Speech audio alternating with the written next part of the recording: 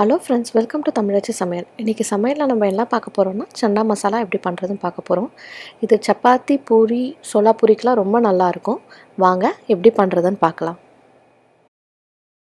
First கொண்டக்கடலையை நம்ம வேக வச்சுக்கலாம். இந்த கொண்டக்கடலையே 7 மணி நேரம் நான் ஊற வச்சுருக்கேன். இதை ஃபஸ்ட்டு வேக வச்சுக்கலாம்.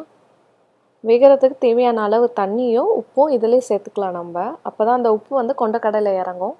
நம்ம உப்பு போடாமல் வேக வச்சோன்னா கொண்டக்கடலையில் உப்பு இறங்காது, அப்போ டேஸ்ட் இல்லாமல் இருக்கிற மாதிரி இருக்கும். அதனால் நம்ம உப்பு இப்போவே சேர்த்துக்கலாம். சேர்த்து நல்லா மிக்ஸ் பண்ணிவிட்டு நம்ம மூடி வச்சிடலாம். இப்போது மூடி வச்சிடலாம். 4 விசில் வைக்கணும்.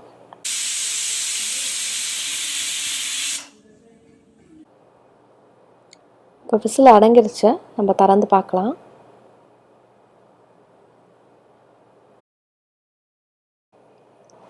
பாருங்கள், சூப்பராக வெந்திருக்கு. நம்ம ஒன்று எடுத்து நசுக்கி பார்க்கலாம். பாருங்கள், சூப்பராக வெந்து வந்திருக்கு. இப்போ நம்ம கிரேவி பண்ண ஸ்டார்ட் பண்ணலாம். ஒரு பேன் வச்சுருக்கேன். இந்த பேனில் 2 ஸ்பூன் எண்ணெய் போட்டுக்கலாம். எண்ணெய் கொஞ்சம் நல்லா சூடாகட்டும். சூடானவுடனே ஒரு 2 மீடியம் சைஸ் வெங்காயத்தை கட் பண்ணி வச்சுருக்கேன். நான் வந்து ரஃப்பாக தான் சாப் பண்ணியிருக்கேன். நம்ம வந்து இது எல்லாமே மிக்ஸியில் போட்டு அரைக்க போகிறோம். அதனால் ரஃப்பாக தான் கட் பண்ணி வச்சுருக்கேன் நான். இது கூடவே 2 பச்சை மிளகா, கொஞ்சம் இஞ்சி, பூண்டு இதையும் போட்டு வதக்கிக்கிறேன். உங்களுக்கு பச்சை மிளகா டேஸ்ட் பிடிக்கும்னா போட்டு அரைச்சிக்கோங்க. இது ஆப்ஷனல் தான். இல்லைன்னா பச்சை மிளகாவை நீங்கள் எடுத்துடலாம். இப்போ நல்லா வதக்கிக்கலாம். எல்லாம் சேர்த்து அளவுக்கு நல்லா வதங்கிருச்சு. கொஞ்சம் டிரான்ஸ்பரண்ட்டாக தெரிய ஆரம்பிச்சிருச்சு. இதுக்கப்புறம் தக்காளி சேர்த்துக்கலாம். நம்ம ஒரு தக்காளியை கட் பண்ணி வச்சுருக்கேன் நான். அதுவும் ரஃப்பாக தான் கட் பண்ணியிருக்கேன். அதை சேர்த்துக்கலாம். இப்போ நல்லா வதக்கிக்கலாம். தக்காளி வதங்க சொல்லி ஒரு 1/2 ஸ்பூன் மஞ்சள் தூள், 1 ஸ்பூன் மிளகாய் தூள், ஒரு 1/2 ஸ்பூன் கரம் மசாலா,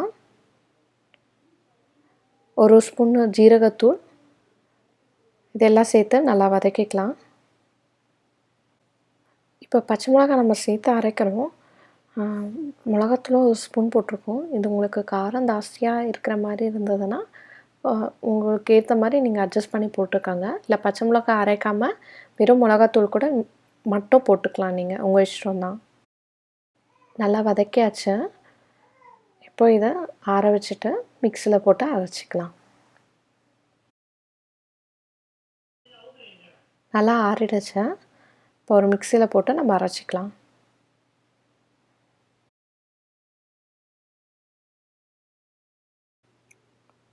திரும்ப ஒரு பேன் வச்சுருக்கேன். பேனில் 1 ஸ்பூன் வெண்ணெய் சேர்த்துக்கிறேன். வெண்ணெய் உருகுனதுக்கப்புறம் 1 ஸ்பூன் எண்ணெய். வெண்ணெய் வந்து ஆப்ஷனல் தான். எண்ணெய் மட்டும் கூட சேர்த்து பண்ணலாம். வெண்ணெய் பண்ணால் இன்னும் கொஞ்சம் டேஸ்ட் நல்லாயிருக்கும். கூட ஒரு பட்டை, 2 ஏலக்காய், 2 கிராம்பு, ஒரு பிரிஞ்சி இலை சேர்த்து ஒரு நிமிஷத்துக்கு வதக்கிக்கலாம். வதக்கியாச்சு. இப்போ அரைச்சி வச்சுருக்க விழுதை இதில் சேர்த்துக்கலாம். நம்ம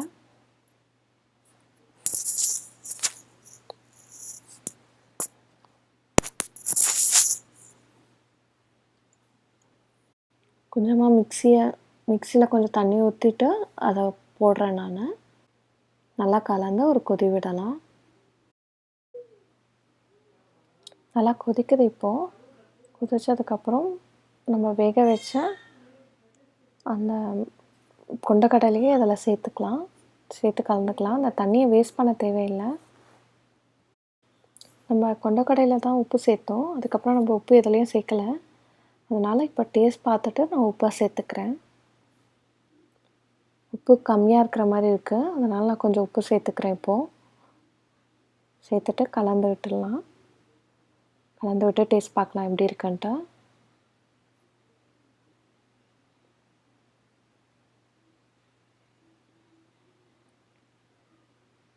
இப்போ உப்பு சரியாக இருக்கு. இப்போ லேசாக கொதிக்க ஆரம்பிச்சிருக்கு. இப்போது டேஸ்ட்டுக்காக நான் ஒரு 2 ஸ்பூன் பால் ஊற்றிக்கிறேன். நல்லா கொதிக்க ஆரம்பிச்சிருச்சு. இந்த திக்னஸ் போதும்னா விட்டுடலாம். இல்லை இன்னும் எனக்கு திக்காக வேணும்னா நீங்கள் கொண்டக்கடலையை ஒரு டம்ளர் வச்சு ஒரு 4, 5 கொண்டக்கடலையை நசுக்கி விட்டிங்கன்னா திக்காயிடும். அவ்வளோதான், முடிஞ்சிருச்சு. கடைசியாக கொத்தமல்லியை போட்டுக்கலாம் நம்ம. இந்த சன்னா மசாலா உங்கள் வீட்லேயும் நீங்கள் ட்ரை பண்ணி பாருங்கள். அப்படி பிடிச்சதுன்னா என் வீடியோக்கு லைக் பண்ணுங்கள், ஷேர் பண்ணுங்கள், கமெண்ட் பண்ணுங்கள், மறக்காமல் சப்ஸ்கிரைப் பண்ணுங்கள். தேங்க்ஸ்.